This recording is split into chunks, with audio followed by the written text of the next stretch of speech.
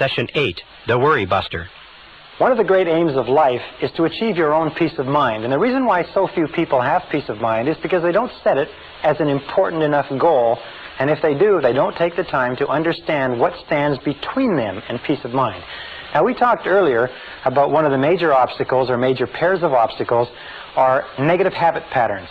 The fear of failure, the fear of rejection.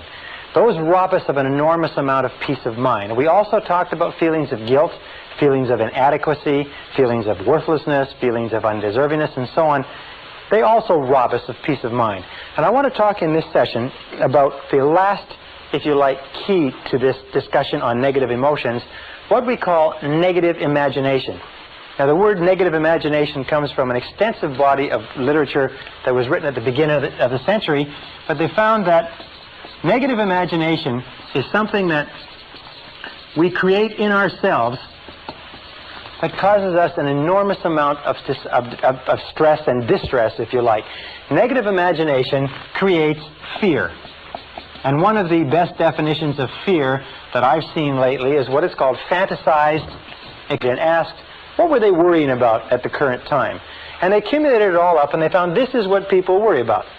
40% of the worries that people had were things that never happened. When they went back later, they found that the things they were worried about would never happen. They were going to be late, or they'd lose a job, or they wouldn't work out on a date or a relationship. The next figure, 30%, were things that were in the past, that had already happened, that nothing could be done about. There were 12% of worries were worries about health. In most cases, needless worries. The thought that they had a pain or an illness or an ailment or something else that didn't turn out to be true. 10% of the things people worried about were petty worries. They were worried about whether or not they had enough change in the parking meter, whether or not someone would phone them. Really irrelevant worries. Only 8% of the worries were about anything substantial at all, and of those 8%, half, or 4%, were totally outside the control. So far, the doctor can't save them.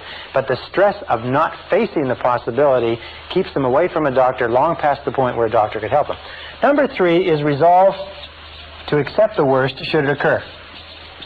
Resolve to accept the worst should it occur.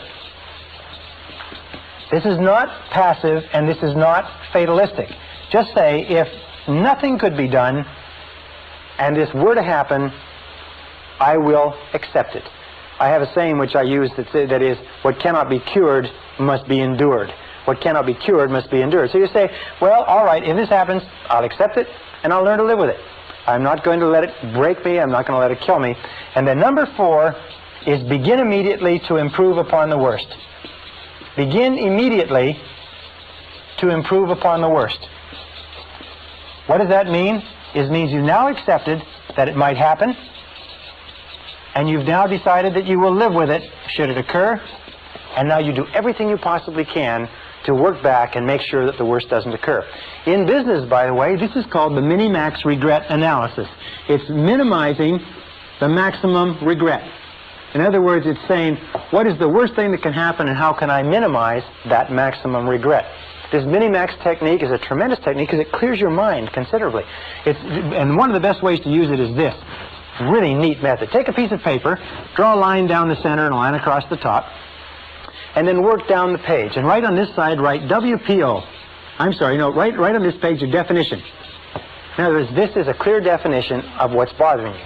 On the top of this page, you write WPO, worst possible outcome. And then you write 1, and you say, I'm worried about this. And you write it out clearly, and then you write 1, you say the worst possible outcome is this. 2, I'm worried about this. 2, worst possible outcome is this, and so on. You'll find that every single time you do this, the problem just evaporates. And most, not all of course, but most of the stress or strain disappears. Your mind goes clear, and with a clear mind, you can then deal with it effectively. Now, the final point with regard to this whole idea of worry and negative imagination is, what is the antidote? What is the antidote to worry? What do you think it is? Well, it's simply this. It is purposeful action. The only real antidote to worry is purposeful action. Everything that gets you to the point where you can take purposeful action, where you can move, and as Shakespeare says, take arms against the sea of troubles, and by so doing end them, Anything that gets you to the point where you can take purposeful action will eliminate the worry. Why? Because of what we call the law of substitution. You cannot be working on a problem or a situation and thinking and acting purposefully to resolve it and still worry about it simultaneously. Worry almost always comes when you have too much time on your hands. Worry is a form of negative goal setting. Remember we talked about the law of concentration? It says whatever you dwell upon grows. Well, whenever you have a worry situation, what do you find yourself doing? What you find yourself doing is thinking about, talking about, dwelling upon, vividly imagining exactly what you don't want. By the law of expectations, is whatever you expect will come into your life. That which I greatly feared has come upon me, is what it says in the book of Job. Or the law of attraction says you will attract into your life the people and circumstances in harmony with your dominant thoughts. The reason why we're taking a whole module to talk about worry is this, is that there are some people who don't worry about anything. This method, by the way, of determining the worst possible outcome, the Worry Buster, is also a tremendous method for decision making. When you go into any situation where you have to make a decision one way or another, the first question you should sit and ask, once you've analyzed it, is what's the worst thing that can happen? I remember the great J. Paul Getty, who at one time was one of the richest men in the world, said that this method of determining the worst possible downside was used by him as a decision-making method into every business deal he went to. What he would do is he would say, no, what's the worst thing that can happen? And then he would make sure that the worst didn't happen. So make the decision right now that you're going to eliminate worry, fantasized experiences appearing real, that you're going to accept the worst possible outcome should it occur, and now get busy, do everything humanly possible to take constructive action to eliminate the worry situation and do away with it. That's the key to eliminating the final of the worst of our negative emotions. This is the end of Side 2. Please fast forward the tape to the end to cue up Side 1 for your next listening.